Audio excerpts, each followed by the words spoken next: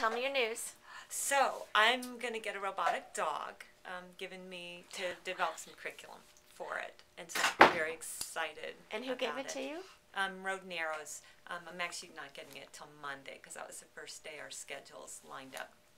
And so I'm going to first take it and figure out what you can do at what grade levels, because it's got a lot of different things you could do with it. And I haven't actually gotten my hands yet to really play with it to know all the different things I could do with it, so that'll probably be the first step.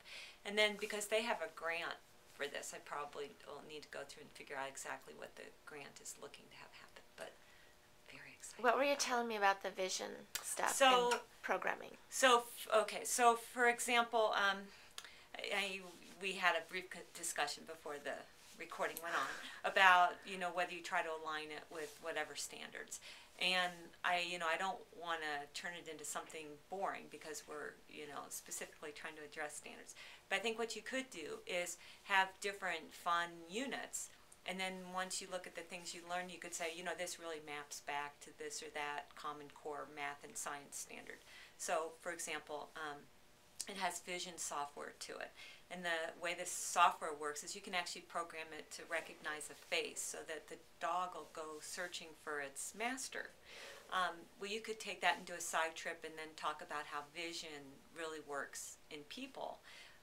And then you can take a side trip and talk about the algorithms for vision in programming. So nice. You could do different units and then see how those map back to the standards. But I don't have any experience writing curriculum. I just have experience doing robotics with kids. So. And I was saying that I think that's a very good thing, because I think what you need to do is trust, because I know your brain, and I think you need to trust it and just come up with something that you would think would be incredible. And then if we feel like we need to, let's go back and, tap in all the stuff, make sure that it's there. But I bet if you come up with something that you think would be fun with this robotic dog, because I know you're really into it, yeah, it's gonna have all the stuff, that are in the core standards. Right. Not necessarily stuff that we're doing in schools right now, but stuff that's in the core standards as it stands.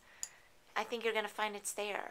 It just has to be in the right format, though, I think, so that a district could get that approved to do as a unit. I mean, I'm not sure how that piece works, not being a real teacher, just having done, my degrees aren't in education, right. So again, I would highly recommend you ignore that front end and just come up with something incredible that kids would really like, and then we'll work on the other end of it. Because I think you would compromise if you're trying to fit stuff. Just make it as natural as possible, and the stuff will show up. And if it doesn't, then we tweak. You know what I mean? Yeah. I don't know, maybe we should be using some of the Innovation Lab kids for guinea pigs once we have some. I'm sure they would love it. But some of the major work will happen over the summer, so they'll be out of school. Right. But I will get the dog on Monday and start looking into what kinds of things can we really do with it. But I had to tell you, because so we were in that meeting, and somebody said if you could make any kind of robot you wanted, what would you do? And the kids weren't thinking up anything, and I immediately thought, oh, well, I'd make a robotic dog, because if you think about all the applications as a service animal, or for elderly, it could bug them till they went and took a walk or took their medication, or it can be a watch dog. I think it'd be a great thing, and it's so funny that now this is how it turned out. It's happening.